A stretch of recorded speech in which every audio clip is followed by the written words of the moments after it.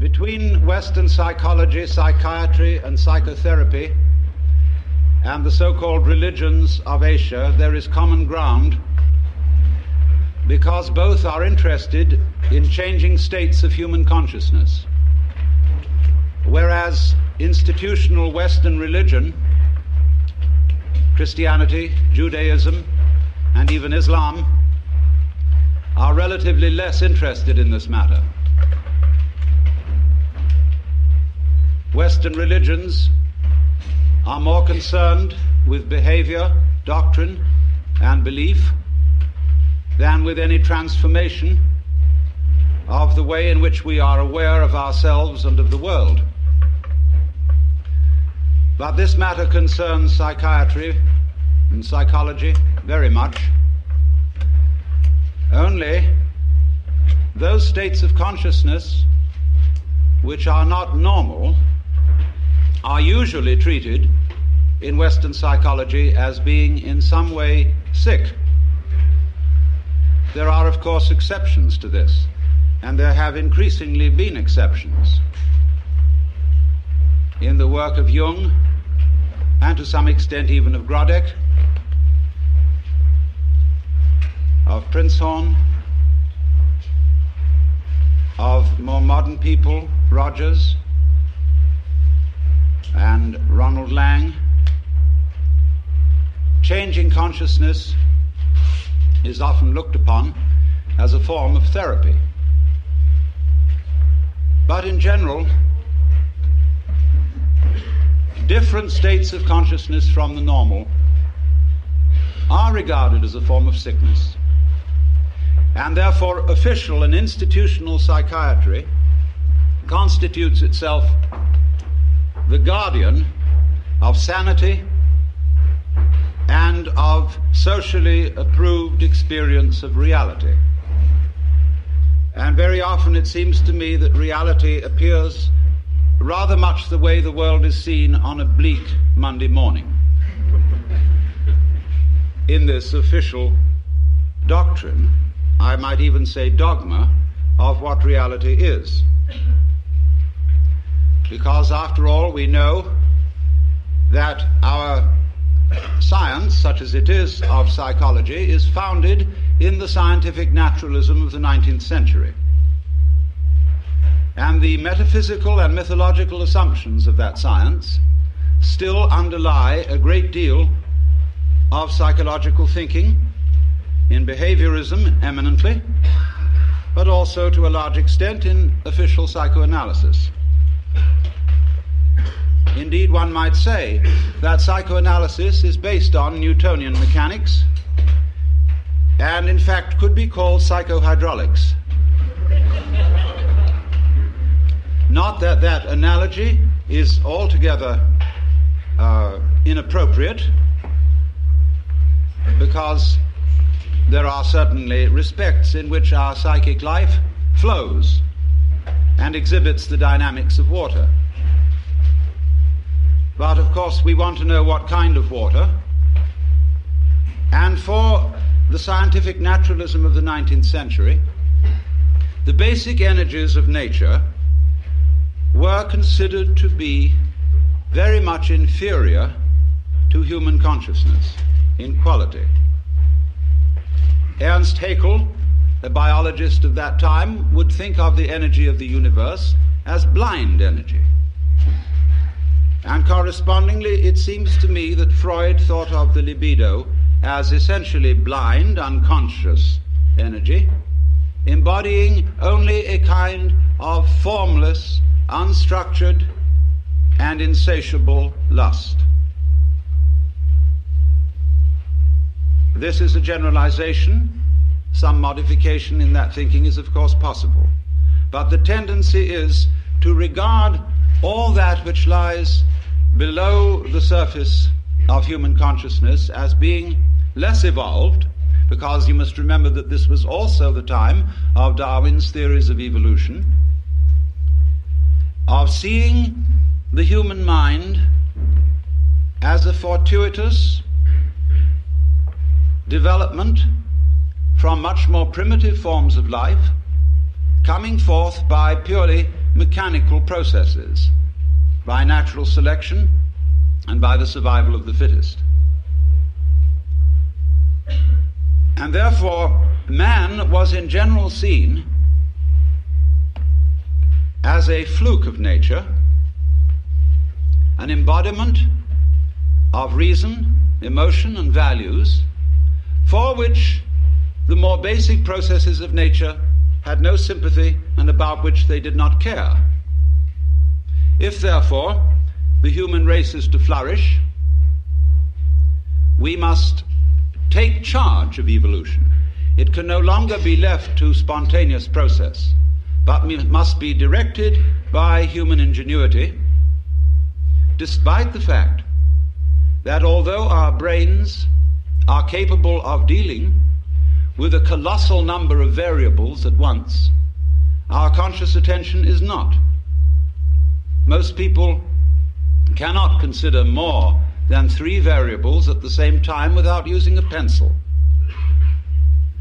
And this shows that in many ways the scanning process of man's conscious attention is very inadequate for dealing with the infinitely many variables, the multidimensional processes of the natural universe.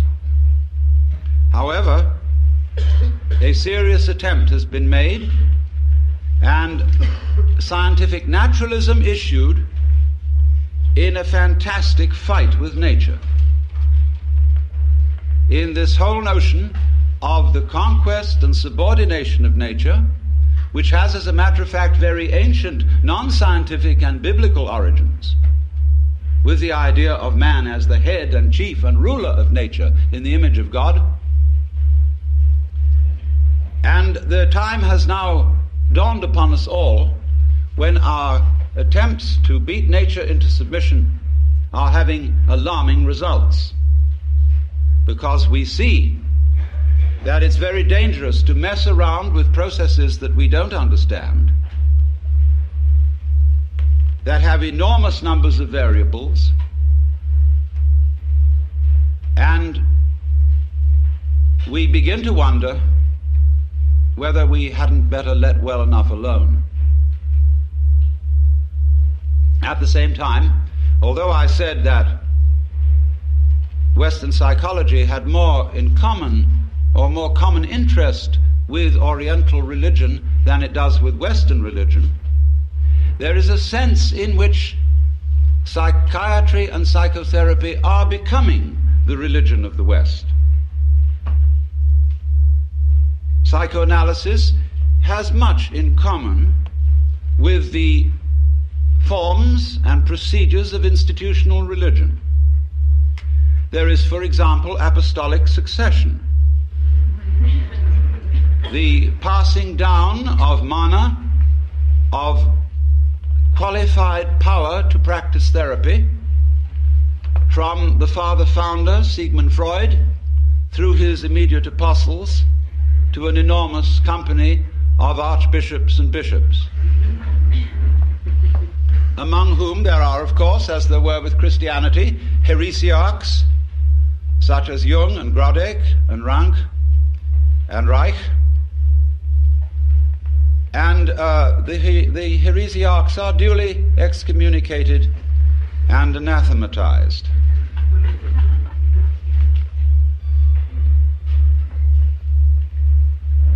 There are rituals, as there are also rituals with religion. There is the sacrament of the couch. There is the spiritual discipline of free association. There is the mystic knowledge of the interpretation of dreams. And there are also the 2 great symbolic fetishes, the long one and the round one.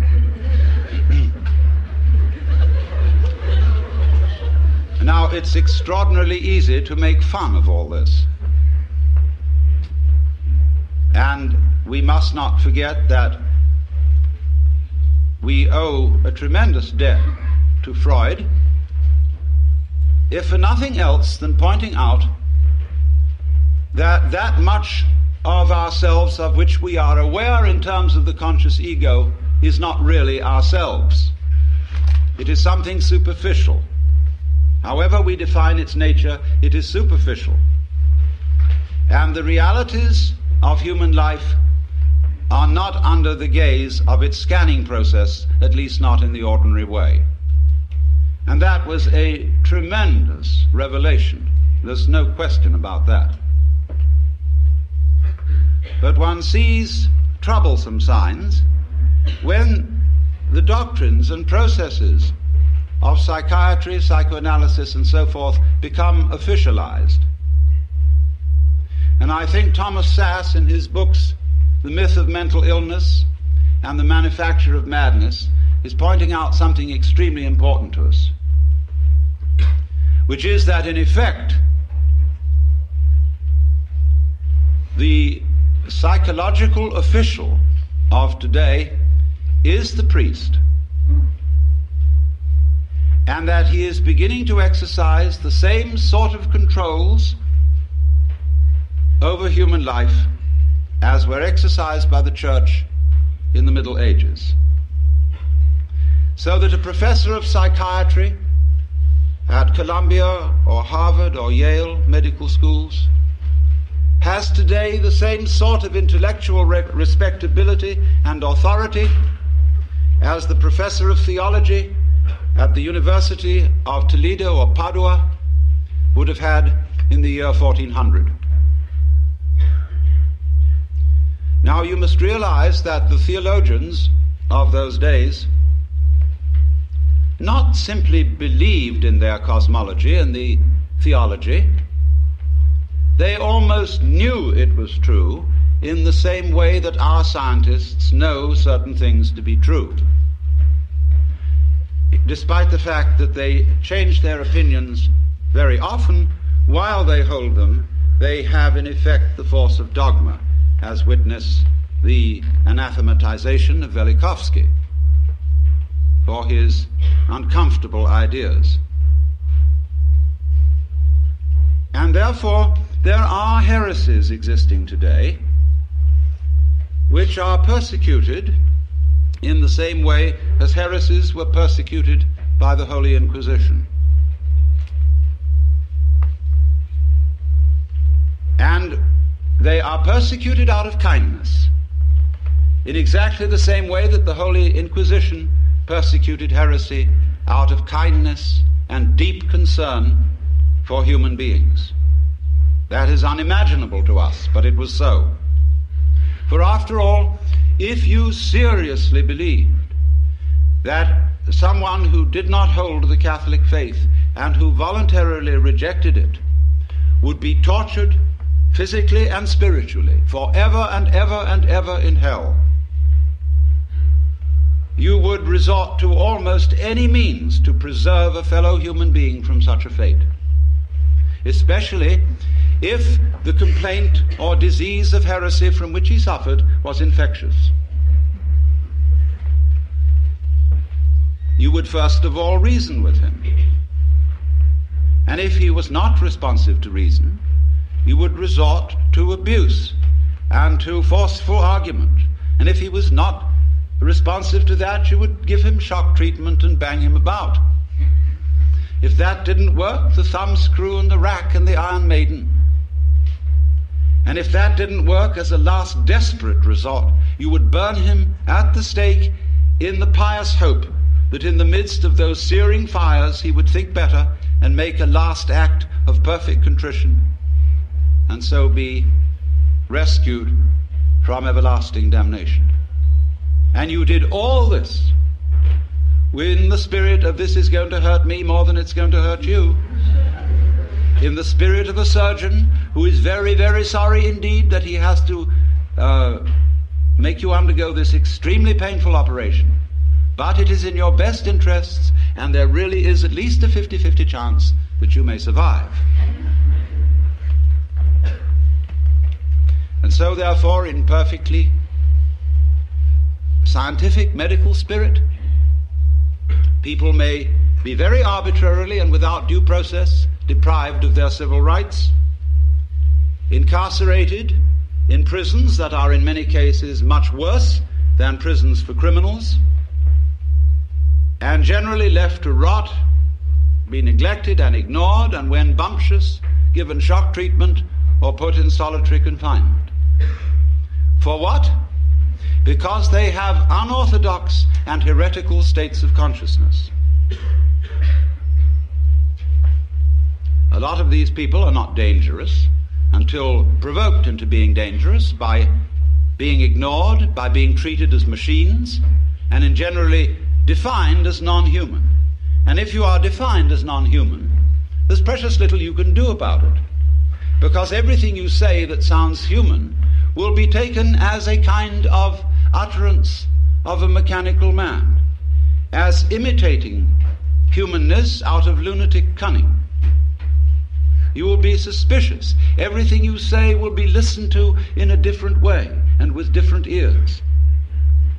And you will have one hell of a time talking yourself out of it, because there really are no rules as to what one must do when incarcerated for having unorthodox consciousness. There is no clear road to repentance.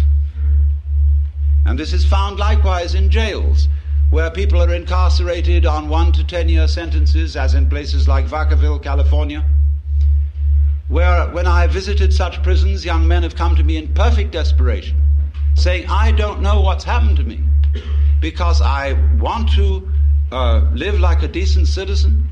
I know I've done things that are wrong, but I simply don't know what is expected of me here. If I try to do what's expected, they say I'm compliant. And that seems to be some sort of a sickness. Thomas Sass drew attention to this when he quoted a discussion of the types of school children who may very well need therapy. There were overachieving children. There were underachieving children. There were children who exhibited erratic patterns. There were children who were sort of dully mediocre. In fact, every sort of child can be given a diagnostic name for his behavior which sounds sick. As Jung once suggested, life itself is a disease with a very poor prognosis. It lingers on for years and invariably ends with death.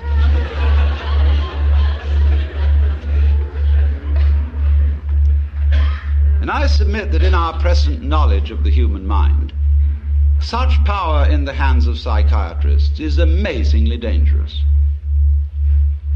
For I would suggest that today we know about as much concerning the human mind as we knew about the galaxy in 1300.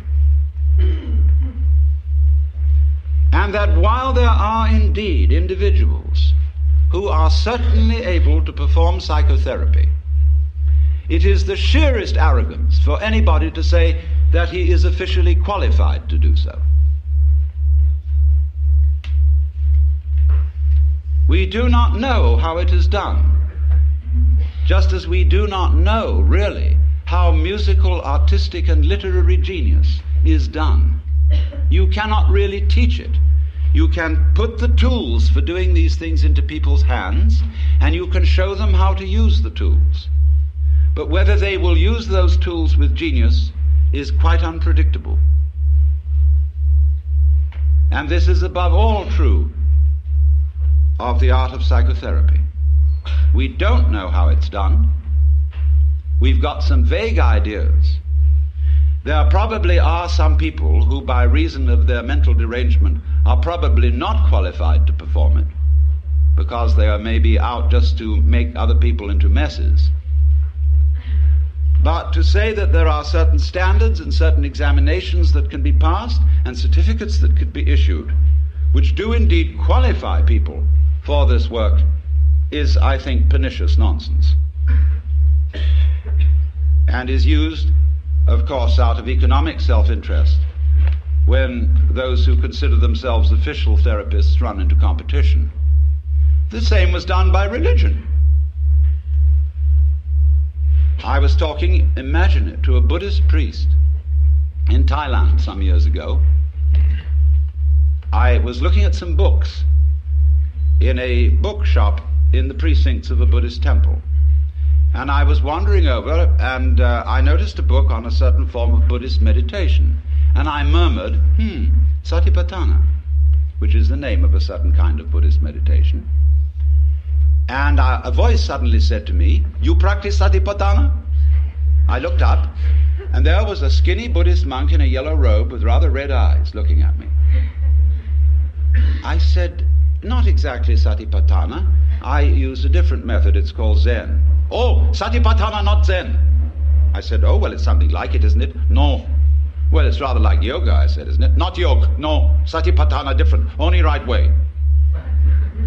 "Well, look," I said to him, "I have a lot of Roman Catholic friends who tell me that their way is the only right way. Who am I to believe?"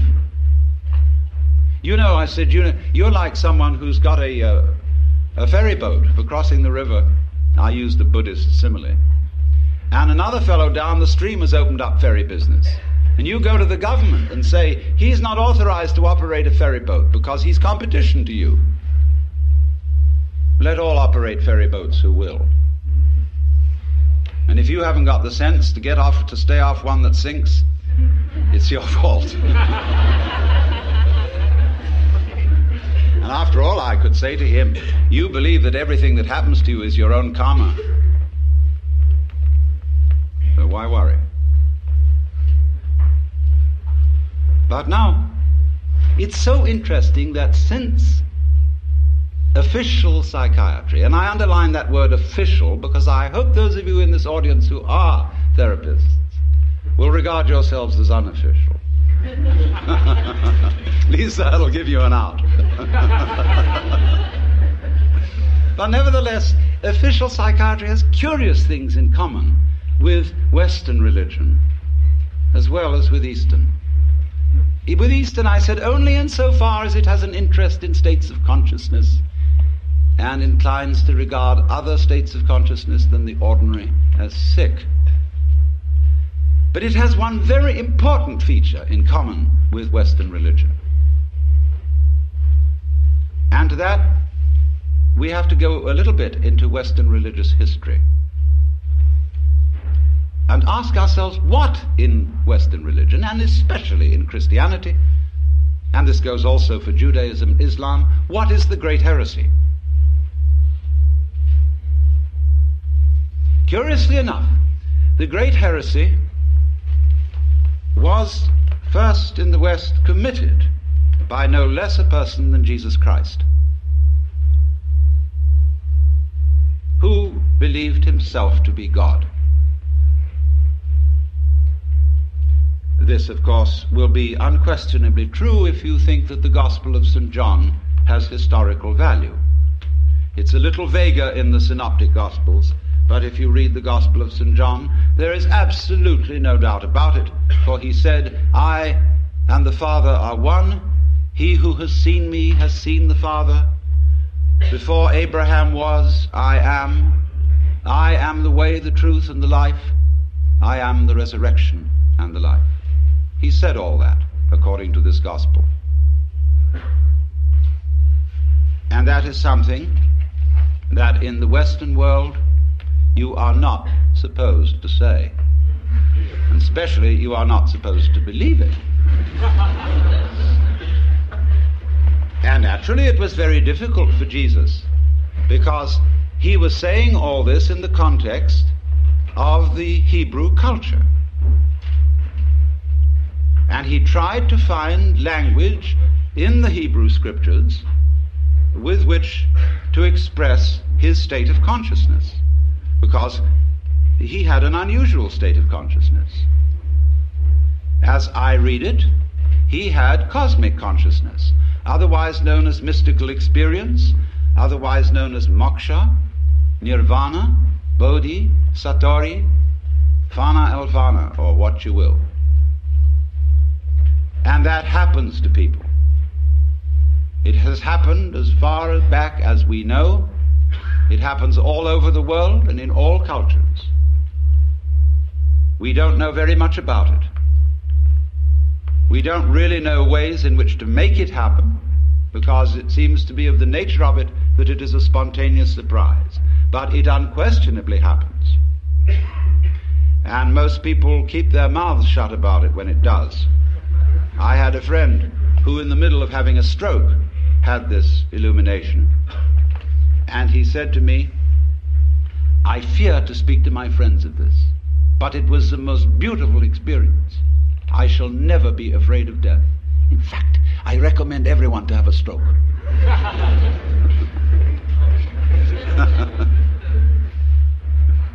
This was my friend Jean Varda, lately deceased, Greek painter. But Jesus certainly had this transformation of consciousness.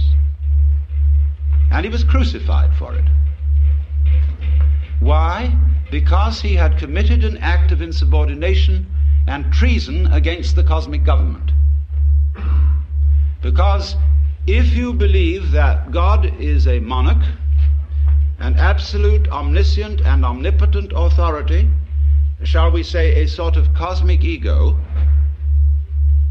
then to claim to be that is to introduce democracy into the kingdom of heaven, to usurp divine authority, and to speak in its name without proper authorization. And they asked Jesus, "By what authority do you speak? Of heaven or of men?" And he was tricky about answering that one. He said, "By what authority did John the Baptist speak?" And they were nervous about answering that one. He could have asked, "By what authority did Isaiah speak?" etc. Or Moses. If you believe that God is a monarch, an absolute, omniscient, and omnipotent authority, shall we say a sort of cosmic ego, then to claim to be that is to introduce democracy into the kingdom of heaven, to usurp divine authority, and to speak in its name without proper authorization. And they asked Jesus, "By what authority do you speak? Of heaven or of men?" And he was tricky about answering that one. He said, "By what authority did John the Baptist speak?" And they were nervous about answering that one. He could have asked, "By what authority did Isaiah speak?" etc. Or Moses. But Moses became official authority. And if you could wangle it that what you said was simply an extension of what Moses said, because Rabbi so-and-so said it, who got it from Rabbi so-and-so, who got it from Rabbi so-and-so, who got it from Rabbi so-and-so, who got it from Moses, then it's okay. Notice this, that to be an authority today in the academic world depends on documentation. It's not enough to say, "For I say unto you," you must put in your footnotes. And the more the footnotes, the more the authority, obviously. So, our dissertations tend to be books about books, about books about books, and our libraries multiply by mitosis.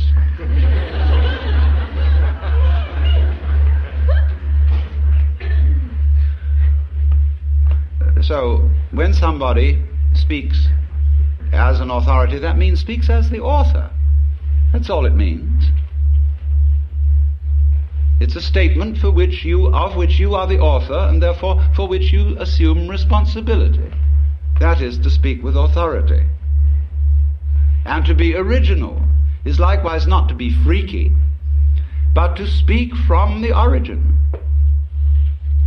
That is what Christians mean when they say to speak in the Spirit, to have your mouth possessed by the Holy Spirit, as they believe the mouth of Jesus was possessed by the Holy Spirit. So the gospel of Jesus, which of course was hushed up from its inception, was that wake up everybody and find out who you are.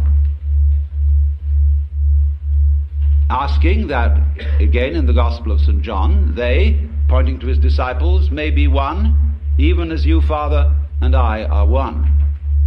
And when he was accused of blasphemy, the Jews took up stones to stone him, you know.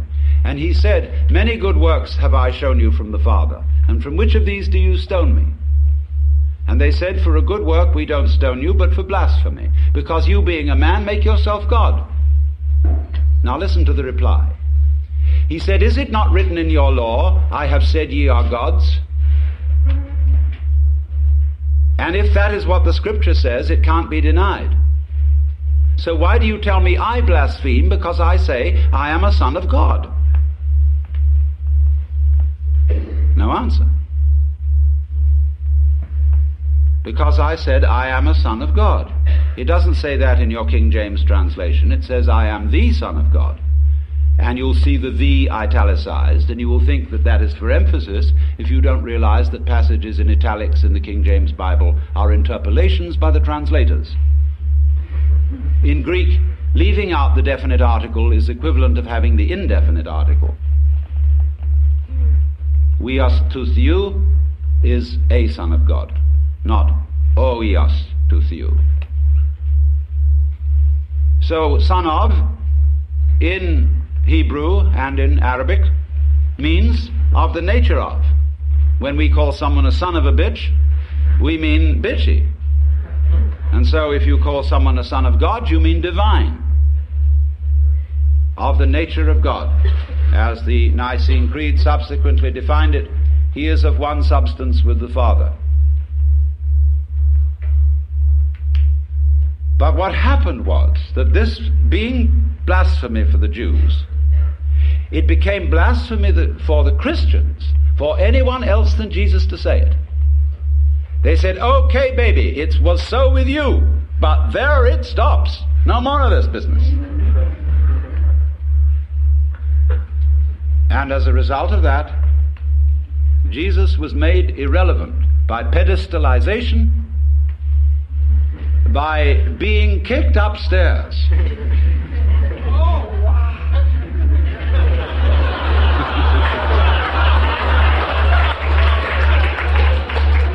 In spite of the fact that he said, greater works than these that I do shall you do. Oh no, upstairs with you, baby, because we just can't have that sort of thing going on in a monarchical universe. We are not going to have democracy in the kingdom of heaven. So this is why the gospel is impossible, because we are supposed to follow the example of Christ, where he says, for example, be not anxious for the morrow. Do not worry about what you shall eat, what you shall drink, and what you shall wear. God will take care of you. Doesn't he take care of the birds? Don't the flowers grow? They're wonderful. They're crazy. They're great.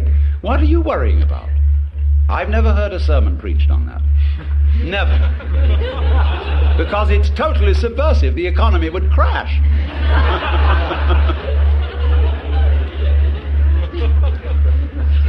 So they say, oh yes, that's all very well, but he was the boss's son. See, he had that colossal advantage. Take up your cross and follow him. Hey, but wait a minute. I don't know I'm going to be resurrected 3 days later. I can't do all those miracles. He had an unfair advantage. So how can you ask us to follow the example of Christ? But supposing he didn't have an unfair advantage, supposing that what was true about Jesus as a Son of God is true of us, only a few of us know it, and we are pretty careful to be quiet about it, lest the same thing happen to us as happened to Jesus. And indeed it often does. And you get these people from Arkansas or Texas or anywhere in the Bible Belt who never heard of the Upanishads, and they have this cosmic consciousness experience, and they realize that that's what happened to Jesus. They say, I'm Jesus, come back. Well, everybody says to them, you aren't Jesus. It's pretty obvious you're not Jesus. You're just Joe Dogs. Well, he says that's what they said about Jesus. He has a perfect argument, except they say you're not much of a Jesus. They say, all right, if you're Jesus, command that these stones be made bread. And he says, a wicked and deceitful generation seeketh for a sign, and there shall no sign be given.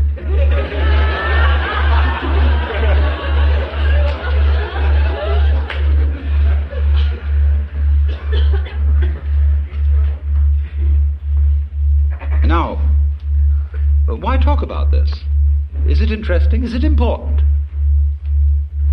for the human being to realize that in some sense of the word, whatever it means, he is God or one with God, as is plainly taught by the Hindus, hinted at by the Buddhists, only they don't like to put it out as a concept, in case people will use the concept as an idol to hang on to. They want you to find out for yourself and not believe in it.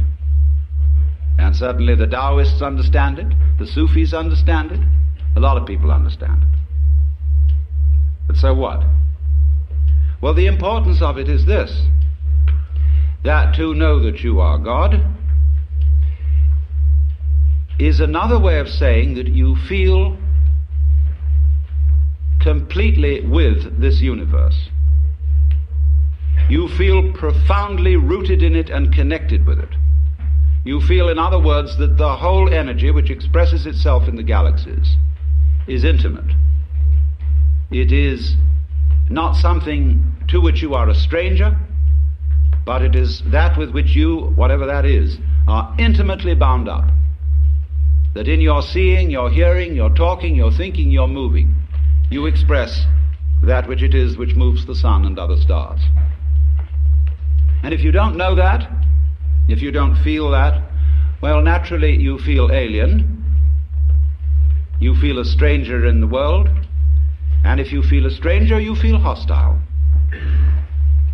And therefore you start to bulldoze things about, to beat it up, and to try and make the world submit to your will, and you become a real troublemaker. So I feel also one reason why you become hostile is that feeling that you were just brought into this place, that your father and mother went up to some monkey business that they probably shouldn't have done, or it was bad rubber goods, and as a result of this, here you are, and you didn't ask to be here. Well, you always feel you can turn around and blame them. You can blame somebody. You can blame the government. You can blame the rascals. You can blame the cheaters. Always supposing you yourself aren't a rascal, which is long odds. You always can blame someone and say, I didn't ask for it. Take it away. And yet, very few people are all too ready to take it away. Camus said that the only serious philosophical problem is whether or not to commit suicide. And if you don't say take it away, what are you going to do? You've really got to assume responsibility for it. You've got to say yes to what happens. It's my karma. And that doesn't mean merely, there are many misinterpretations of the doctrine of karma. It's usually and popularly understood is that what happens to you, either fortunate or unfortunate, is the result of good or bad deeds in a previous life. Well, that's popular superstition. The real meaning of karma, the word in Sanskrit means simply doing. And if I say of an event it is your karma, it is saying it is your doing. So the exposition, a book which would expound karma, would be not so much a whodunit as a youdunit. But that seems fantastic. Now, therefore, what I propose we do is that we, instead of just ideologizing, we have a clinical experience. You know, in psychiatric school, in medical school, it's very usual for a doctor to bring a patient out in front of the students and talk with the patient. As a kind of demonstration, he says, I want you to recognize the difference between a psychopath and a manic depressive or a schizophrenic or something. They don't know what all these things mean. And especially the schizophrenia. And so he has a dialogue with the patient right there.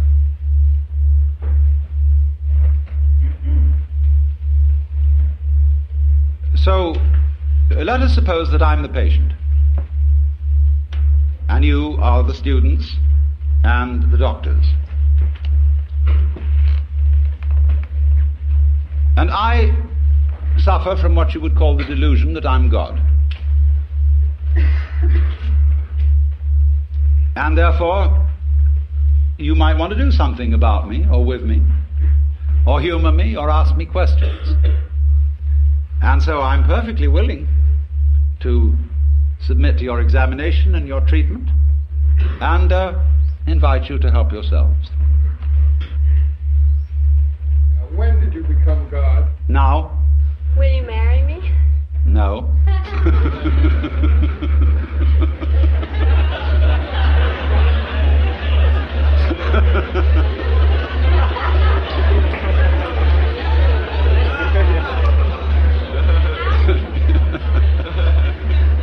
Yes. God, do you sleep on your stomach or your back? Sleeping is like politics. One sleeps on the right side, and then when you're tired of that, you sleep on the left. When you're tired of that, you sleep on your back, and when you're tired of that, you sleep on your stomach. And it is thus that the world goes round.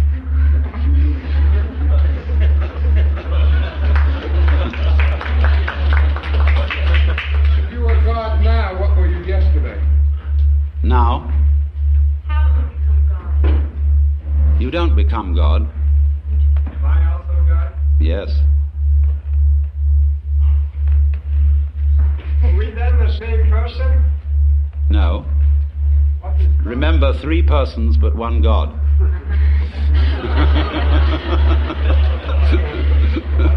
God, could you tell us a little about Satan? Could I tell you a little bit about Satan? Yes. Although the matter is a little esoteric, but I told you all about it in the book of Job, where you will see that in the court of heaven, Satan is the district attorney.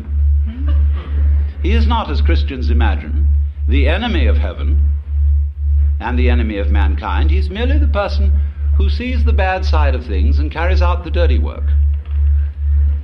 And therefore, he saw Job and wondered whether Job really was as great a guy as he seemed to be, and suggested that God should appoint a committee of investigation to find out. And the committee did its work very thoroughly, but the case went against Satan because it was proved in the end that Job was an honorable man. Now you notice that although we pay the salary of the district attorney, whenever there's a great criminal case before the public eye, people begin to take the side of the underdog. And the prosecutor always has less public sympathy than the defense, except in political trials.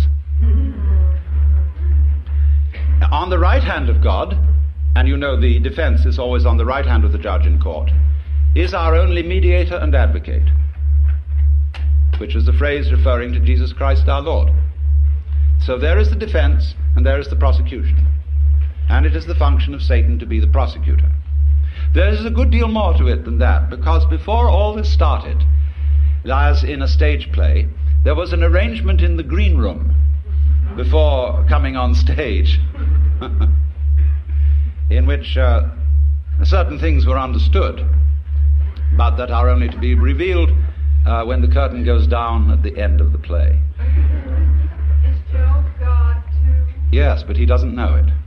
God, why do you hide from the sight of so many? Why do you hide? It's for the same reason you're hiding. God, did you create man Yes. as a God? Who else? Man free will. What? Man free will. Man has free will to the extent that he knows who he is. Not otherwise. Where did you get free will from? Where I got it from. Does women have free will too? Yes. To the extent that she knows who she is, yes.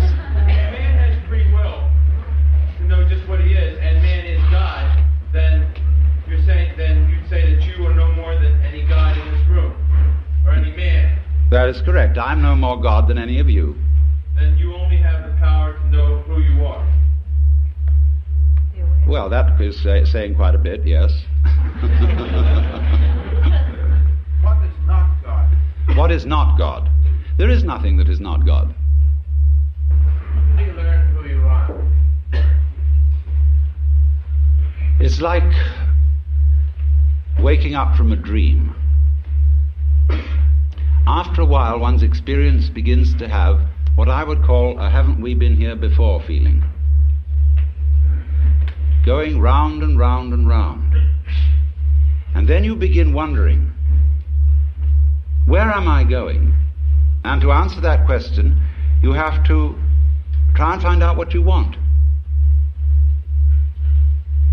And so I went into that very thoroughly. What do I want to happen? And, of course, as soon as you ask yourself that, you begin to fantasize. And our amazing technology is, of course, an expression of human desire for power, for what we want to achieve. So I simply set myself to thinking through how far we could go. And so I soon found myself at a great push-button place where I had a fantastic mechanism with buttons available for every conceivable thing I could wish. So I spent quite a bit of time playing with those. And science fiction wasn't in it. You know, you go going like that, and here is Cleopatra. And so on, you know, and then press this button, symphonic music in 4-channel sound, 16-channel sound, anything, you know, all possible pleasures are available. And when, you know, you're like everybody's dream of the Sultan in the palace, you suddenly notice there's a button labeled surprise. You push that, and here we are. Is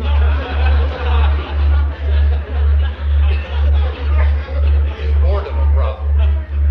Yes, boredom is, of course, the problem. Boredom is the other side of creativity. And the energy of creation has as that is the yang, the yin side of that energy is called boredom. Everything, of course, is fundamentally yang and yin. If you understand that, you really don't need to understand anything else.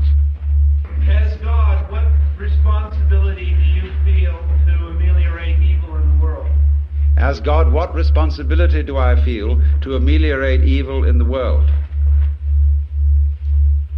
I begin with the point that I am responsible for the way the world is.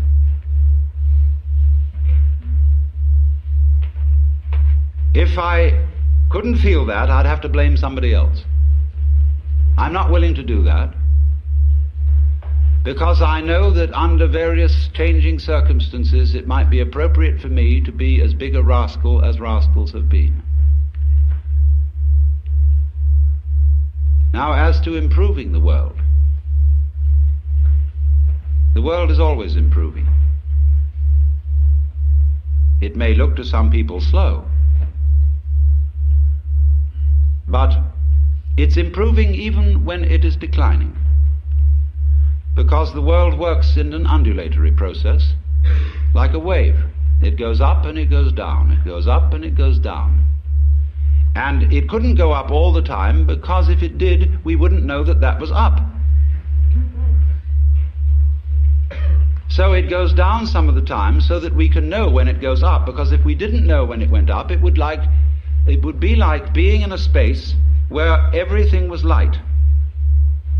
There'd be nothing to write home about. There would be no black marks on the space, and so it would be like a piece of perfectly empty paper. Similarly, to be in a completely black space would also be a kind of unconsciousness with nothing to write home about, as there'd be nothing would make any difference. So therefore, if you're going to have black, you won't know that it's black unless you have some white, and if you're going to have white, you won't know that it's white unless you have some black. Why do you teach us all to love one another? Because if we get to that point, there won't be any of these ups and downs. We'll have to tell you. Correct, but that's not a teaching, it's a koan. A koan. A koan is a Japanese word for a spiritual problem used in Zen Buddhism, such as, what is the sound of one hand?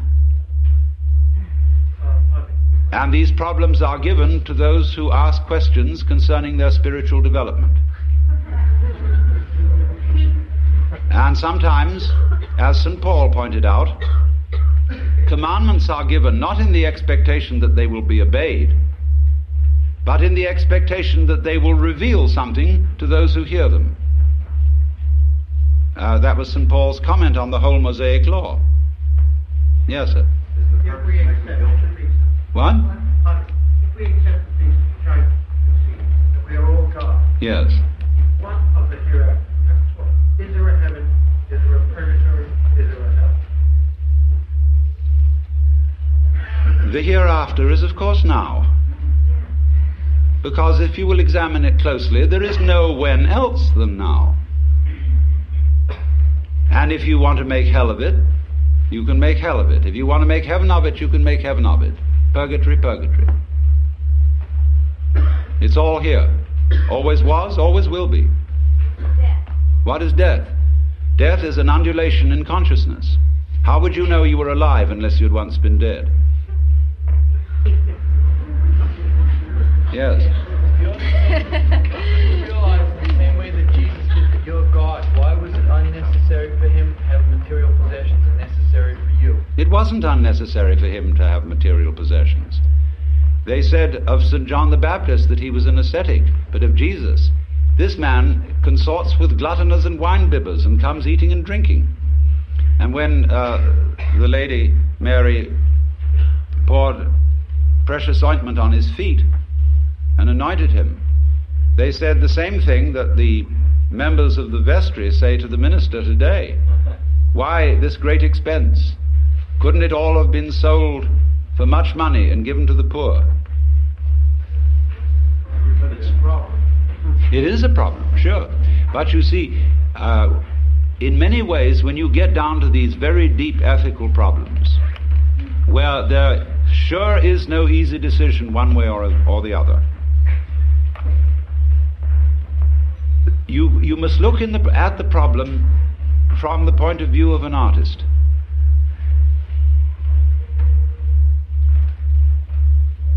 Which way of doing this is in some sense greater? It may be better to go off with a bang than with a whimper. Let me see. Are you God all the time? I mean, in consciousness all the time. There is no time, my dear. It's always now. During every event in space-time. At every precise moment in consciousness, are you yes, if you put it that way, of course. You are consciously God as an experiencing unit on this plane of... Wait a moment, consciously, not necessarily, because that would spoil the fun. That's what I'm asking. If you press button surprise, you've pressed a button so that you forget who you are. Right, so that you don't always know all the answers to a given problem. Yes, that's perfectly true. This is called, in the Bible, kenosis.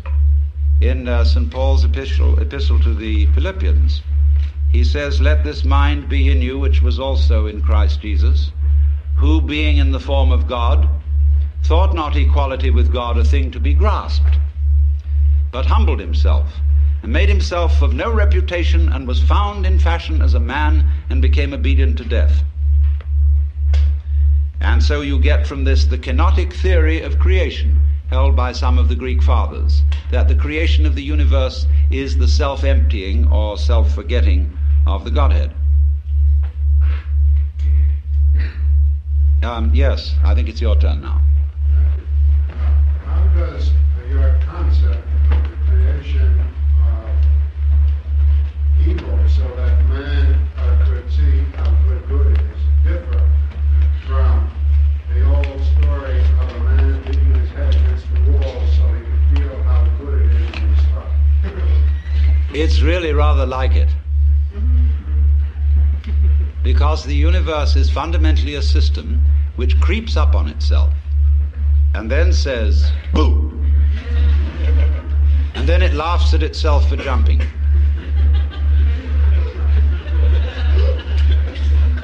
And you see, every time it does it, it forgets that it did it before. So it never becomes a bore. Yes, the lady in red. Can you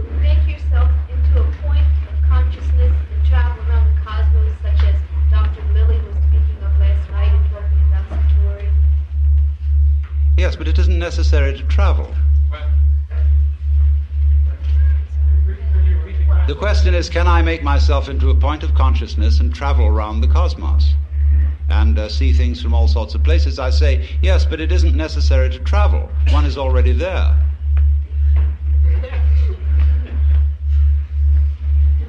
In other words, I'm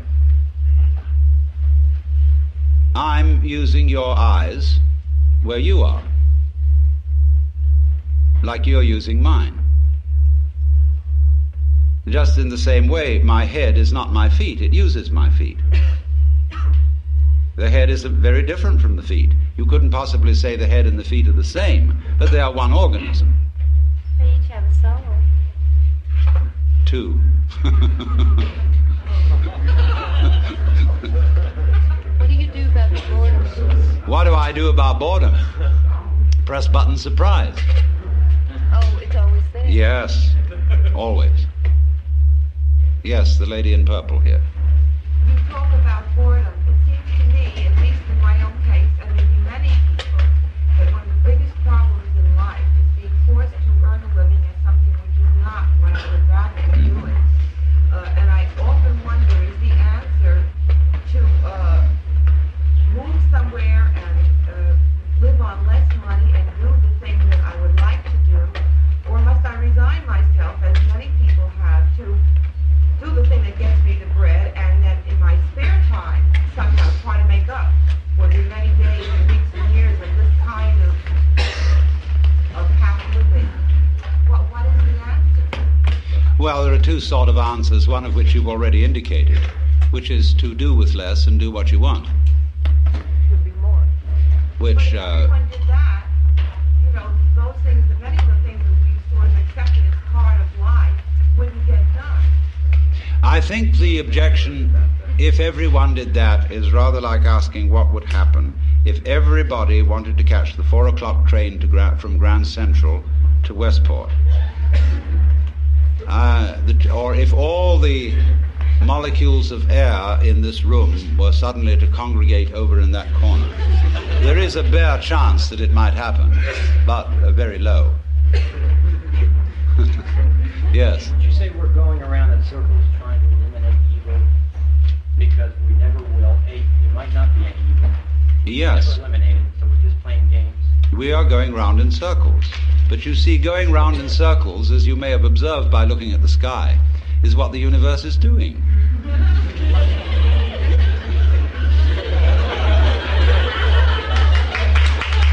You see, before... As long as we recognize we're going around in circles, we're all right. Yes. Yes, that's the thing. It's a dance. And when you dance, you don't dance to get somewhere.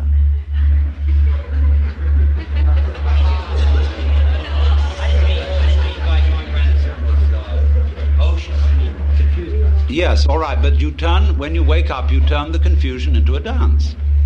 And so I go back to your question. What is the alternative to clearing out of the job you're doing? And to say doing with less but having more fun. Well, there are ways of making almost any activity into a dance. Supposing you had to drive a bus in New York, which is a very harrowing job in the ordinary way, you must not take seriously anything about it. This is the first rule. That it doesn't matter a damn if you don't get there on time, but it would be fun to go as fast as is consistent with safety. And therefore, you swing that bus, and you play things with the horn. You take the whole thing lightly, as if it is not serious.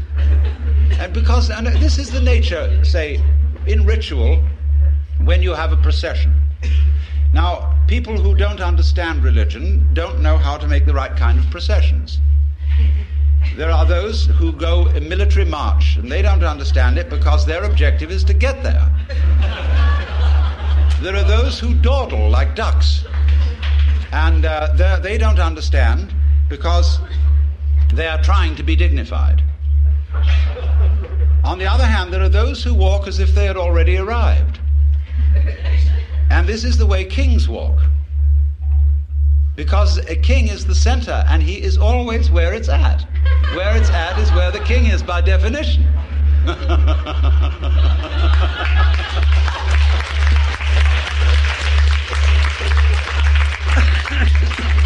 So, if you work in this way, people who are practicing meditation take up monotonous things for fun. And meditation is supposed to be fun. I hope John Lilly told you that this morning. Where you say you're going to do Om Mani Padme Hum. Om Mani Padme Hum, Om Mani Padme Hum, Om Mani Padme Hum. You know, you can really have a gas doing that. And so that anything monotonous can be treated in the same way. This is one of the ways of overcoming boredom. Because boredom's the great problem for energy. See, energy is always on the go. Yes, sir. Yes, the gentleman in the white shirt here. Does it bother you to be called mythic sometimes by people who like the idea of your existence? Mythic? No. Mythic is a great word. The question is, does it bother me to be called mythic? No. Myth is very powerful. Myth is fun. Myth is stories told to children. Everybody loves them. Yes, sir. What? Is God omniscient? Well, it depends what you mean by the word. A lot of people think that omniscience is like knowing everything that's in the Encyclopedia Britannica. That's not omniscience, that's intellectual elephantiasis.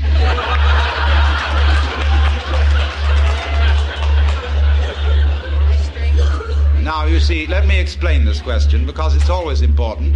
And when anybody announces that he or she is God, people say at once, well, will you tell us in millimeters the height of Mont Blanc? When I say, look it up in the encyclopedia, it's there. The thing is this.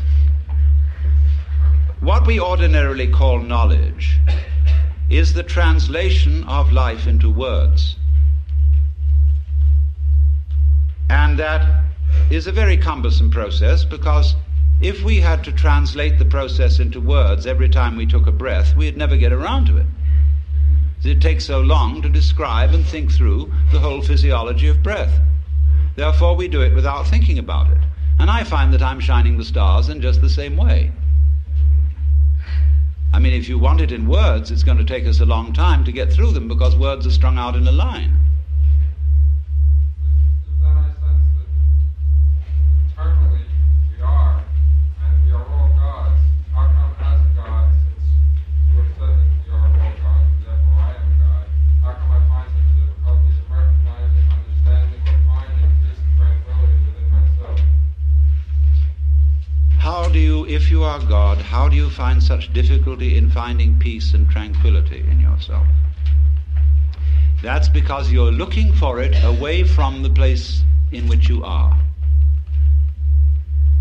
You are seeking it apart from the experience which you have at this moment. And you are regarding that experience and saying, that's pretty lousy, I'd like something better than that. But the trouble with that is that it splits you in two pieces. And once you're split in two pieces, you're lost. Because you've made a difference between the experience you are now having on the one hand and yourself who is having it on the other. And you wish you could get away from that experience. Now, the truth of the matter is you can't, because you are what you experience. It's a myth purely that there is some sort of experiencer who has the experience. You are what you know, because it is not I know something, there is simply a process called the knowing. You could say the knowing, like the world, has two poles, north and south, and so the knowing ball has the knower and the known, but only in that sense. Now, knowing changes. It changes itself. But if you try to stand outside it and change it, it'll be like standing outside your hand and trying to move your hand from outside. And so comes the difficulty. In other words, this would be the difficulty for God in the press button surprise situation, where you think you want something different from what you have. But if you do think that, you've got to ask yourself the question, what it is that you really want. This is the most fundamentally important question. And you will find, if you go into it very, very deeply, that you have it. Now, you may change your mind about it, but you do have what you want. God, if this place caught on fire, I would find myself so scared that I wonder if I would also feel that I was God, and if I am God and scared, what do I do about that? Well, one of the ways of not being bored is to scare yourself. Yes. Don't we all go to the movies just to be scared? We put certain limits on it, indeed, before we go and say this isn't really going to happen. It's only a play or a movie. And therefore, while we see the safe outline of the proscenium arch, back in the back of our minds as a sort of Hintergedanke, we know it's only a play. I'm talking about when it isn't only. How do you know it isn't? If you see, after all, the task of the actor on the stage is to come on so well that the audience thinks it's real, so that he has them crying, so that he has them shaking with fear, so that he has them sitting on the edges of their chairs. Well, that's just one ordinary Joe Dokes actor, but supposing the actor of the play is the real big actor, wow, that play would seem real. And so that's what happens when the house catches on fire. Yes, lady in red. Yes, you're looking behind yourself.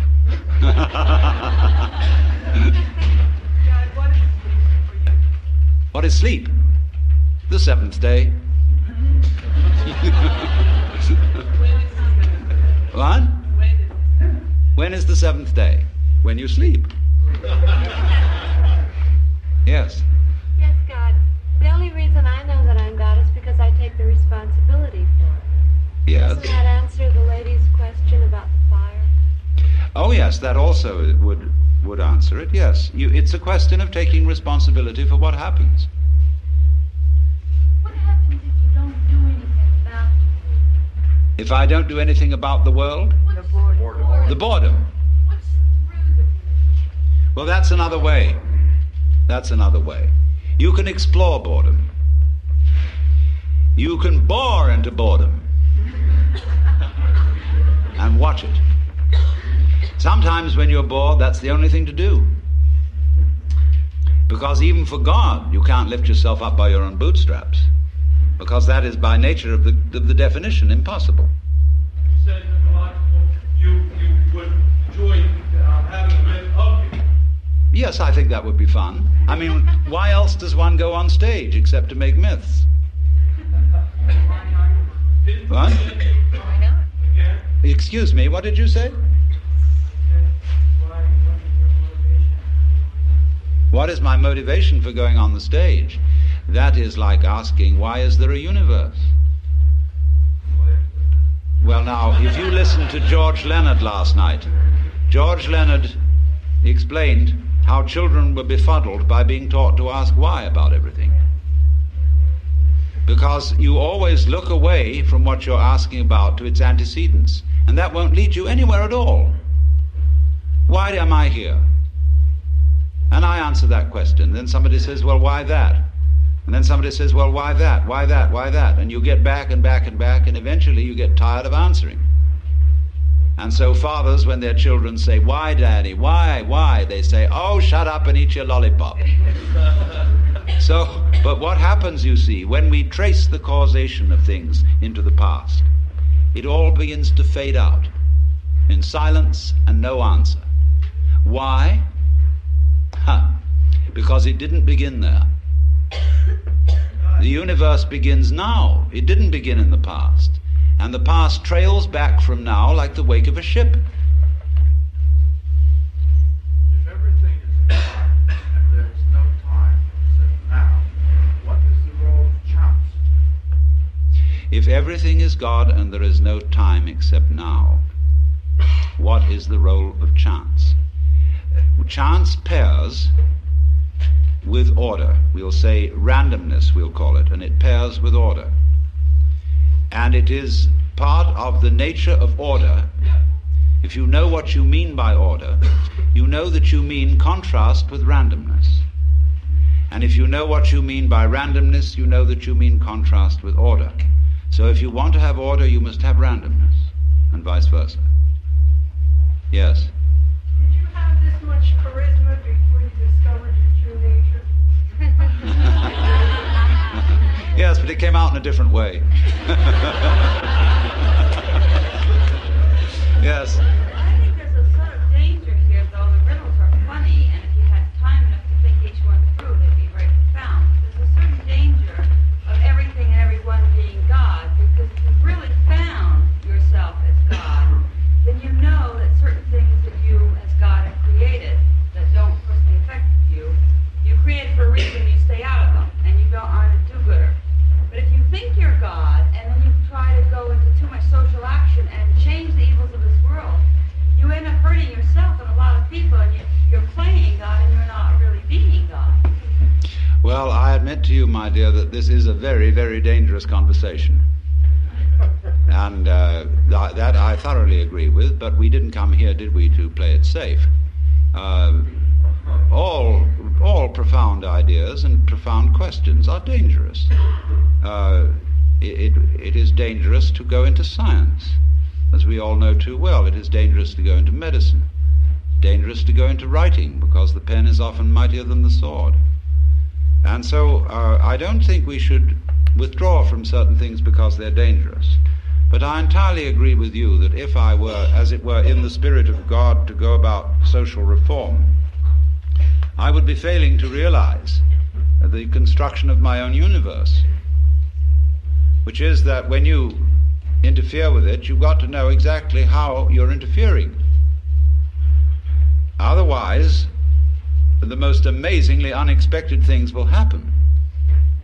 So when people ask for miracles, they don't realize what the miracles involve. I mean, if I turned the microphone into a rabbit, it's altogether possible that you might drop dead, because those events might be connected. Did you ever study with Carl Jung? Did I ever study with Carl Jung? I never. Work with him? I didn't study with him. I knew him, Did you? and I read a lot of his writings. Yes. The notion of watching yourself, like watching your boredom, or being aware of yourself, imply that there's a separation somewhere. It does in a way, yes. And it depends how you're watching. There is a very interesting thing that comes up in this respect with regard to the Bhagavad Gita and to the Yoga Sutra, where they talk about the witness.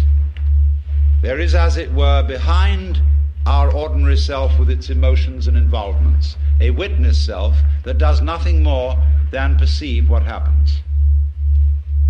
And this is the Atman, or the Purusha, which is not involved. And some of you, no doubt, especially in times of crisis, have suddenly discovered this sort of witness center behind everything that just isn't involved. Most terrible things can be going on, but the witness is impassive. Now, when we go into these states, we've got to be very careful of our descriptive language, because the descriptive language makes the witness seem something apart from what is happening in such a way that if we want to become really sort of skitsy and catatonic about things, we can always be withdrawn and go in and identify ourselves with a solitary and uninvolved witness who is merely a hangout for the ego, as when the police raid a house in which there are burglars. And the burglars know they'll be caught if they're on the ground floor, so they go up to the first floor. So then the police come up to the first floor, they're up to the second, finally they get to the roof, where the open sky and the infinite. And in this way, this was why the Buddha did not teach about the Atman, the real self within us, because he knew people would use the real self as a hideout for the ego. And so when, say, Krishnamurti tries to explain this, he doesn't talk about the witness. He talks about awareness, and people say to him, but who is aware? What is aware? And he seems a little sticky in his answer here, because what is the matter is that the people asking the question are bewitched by grammar.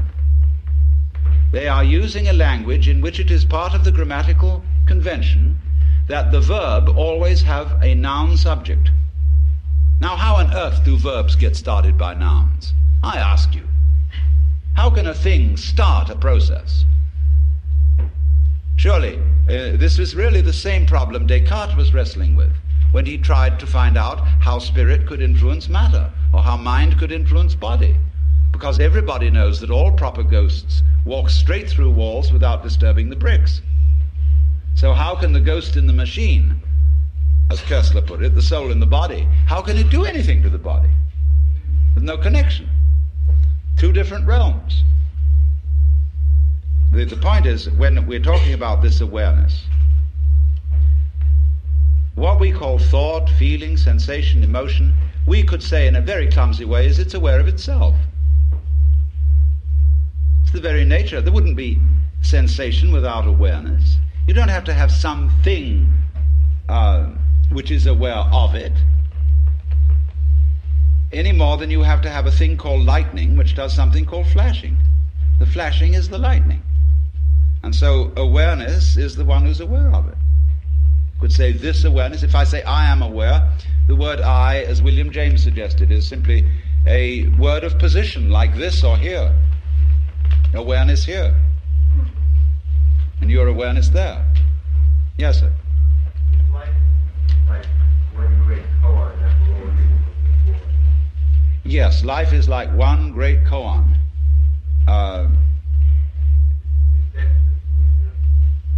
No, death is not the solution. It has no solution. Otherwise, it wouldn't happen. You see, the thing is like this. This is what is hard for Westerners especially to understand.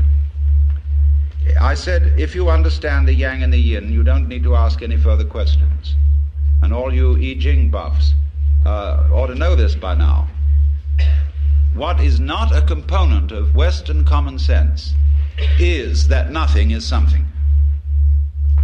Now that may sound a little contradictory, but I think I can explain it. We treat nothingness as if it were ineffective, as if it wasn't really important at all. And yet, when we look out at the night and we see all these stars in space, try and imagine what the heavens would look like if there weren't any space. Then obviously there wouldn't be any stars. I mean, you could think that they would all be jammed together in a lump. There are various objections to that. How would you see the edge of the lump and know it was a lump without space around it? Furthermore, we know when we investigate the constitution of matter physically that at the atomic level there's more space in something than there is anything else. Most of it is empty, and which led a physicist at the Argonne lab at the University of Chicago, who had become a little nutty. He was so impressed with the emptiness of matter that he went around in the most enormous padded slippers in case he should fall through the floor.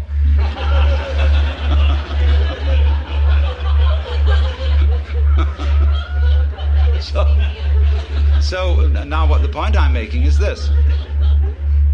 If space is essential to solid, it's perfectly obvious then that nothing is essential to something. If you can't have something without nothing, it means nothing is pretty powerful stuff. Because something comes out of it. Like that. It's a dogma of Western thought expressed in the Latin phrase ex nihilo nihil fit. Out of nothing comes nothing. But that's not so. Out of nothing comes something. Now you would say, well, if something comes out of nothing, there must be some kind of mystery inside nothing. It must have a secret structure of some kind. I mean, there must be sort of electrical goings on. This is the trouble they have about cosmology. How could this world generate? Could it just be out of free-floating hydrogen? No, it's a much simpler idea than that. It comes out of real, solid nothing.